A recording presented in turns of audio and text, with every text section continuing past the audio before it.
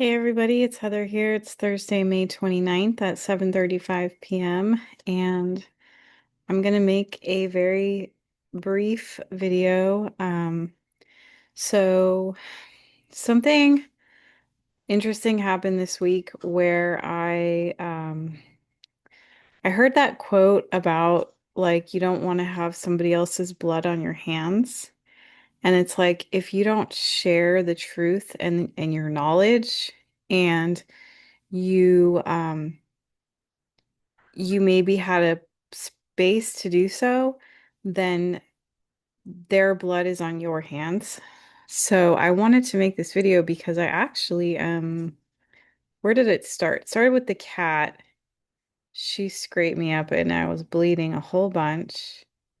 Then I snipped my finger or my palm with a scissor, which reminded me of Jesus, like getting his. This was really painful, let me tell you. It was really small. And then I was thinking about making the video today, but I didn't. And then I cut myself when I was slicing an apple to make my juice right here. So I decided to make this video. I was a little tired today, but didn't sleep very good and I had some dreams last night. So I want to start off by reading this quote. Um,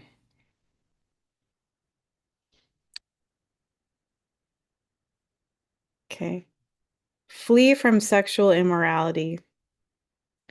Every other sin a person commits is outside the body, but the sexually immoral person sins against his own body. Or do you not know that your body is a temple of the Holy Spirit within you, whom you have from God? You are not your own, but you were bought with a price. Sorry, my phone. So glorify God in your body. Corinthians 6:18 through 20. So I just wanted to share that God showed me a lot of dreams. Um, Sexual sin allows demonic strongholds into your life, and God is really serious about all this stuff. So I came from being spiritual but not religious for most of my life, and then I really started hearing the voice of God like 3 years ago, and I came to Christ like 4 years ago, almost. And I started reading the Bible like 2 years ago. So it's been a process, but God has made it very clear to me that He does not believe in sex outside of marriage, being gay, getting divorced, or even like showing your body in public. Um, God is really into like modesty and He likes proper behavior, sexually speaking. And the reason why all these things are so important, especially for people that are his own, is because you represent him on this earth. And if you are representing God in a way that is false, then you're not living in the truth in the light of God. And so in my dream last night, there's this person that I watch. I'm not going to say who it is because it doesn't matter. He has a moderate following of people, more than I do. And he is popular in the spiritual realm, in the ascension realm. Um, he's pretty popular. And in my dream, he believes in polyamory. And I'm not sure if it's true in real life, but it might be. In my dream, he believed in polyamory and he had a girlfriend and on top of his other girlfriend. And I was hanging out with them and they were concerned because she was saying, I have these symptoms and she had gotten an STD from him and he was saying, I have the same thing. But he wasn't really worried about it, but she was. And I had used their bathroom, so I was feeling like I might have been exposed, not because I was with them, but because I used their same toilet in the dream, which bathroom dreams can always be symbolic of like being dirty and like in God's eyes, you know?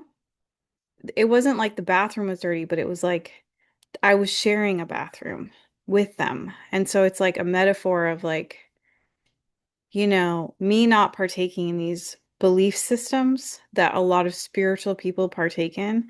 So a lot of spiritual people, because I came from this for most of my life, from the age of when I first became spiritual, like 1920-ish, I met my husband at one of these type of parties actually in the cuddle room. And we don't go to these places anymore, but that's where I met him. Um, so yeah, and I came from that world. That's my point. And I know what these people think like, and they think that polyamory is okay, having multiple partners is okay. And in my dream, I saw a lot of women, just modern women, just wearing bikinis and showing off their chest and doing all kinds of stuff. And when I woke up from the dream, this is what I heard. Many are called, but few are chosen. So I just want to leave that note with myself. I'm taking this very seriously. I I I had wondered in my mind to God questions like, why does it seem like these people do this, but you're so hard on me? Because God, trust me, God has been very hard on me in my dreams. That's how I've learned about this. Even my parents, they didn't openly do it, but they were like hippies. So my mom was like really kind of open, and I'm just sharing all this to say like I was raised and born in this world. I live in Los Angeles and I was indoctrinated by modern media. I'm 39 years old and God is not okay with this. He's not okay with this behavior. And if we those who want to make it in the rapture, in the ascension, if we don't change and we don't have pure garments in the eyes of God and we know better, we're not going to make it. Now, I am highly aware of what God has taught me, and I don't act on any of this in real life. But I have questioned in my mind different things, and I still dream about it sometimes because of my old self not being completely transformed into my new self. So that's pretty much that. Um, God knows that I've really worked on myself and I've really changed and I've really grown. Now, what God really, really wants is for us to be like Him. So, God is faithful, loyal, and true. He's a promise keeper and He will never forsake you. He will never leave you and He will never break promises to you that He has made. And people who live in these polyamorous relationships, it's all based in the flesh. It's based in the ways of Satan. So, that's what I've learned. And if you want to kick every demon out of your life, then it's important to live by the laws of God. And you can also study them in Deuteronomy and in the first five books of the Bible. Deuteronomy 28 is a great one for the blessings and the curses. And Derek Prince made a really great video that I listen to on occasion about the blessings and the curses of God. So you definitely want to be following God's commandments and be on the side of His blessings. So, yes, for many are called, but few are chosen. And I'm just going to say that, and God bless you guys. I'll be back again soon.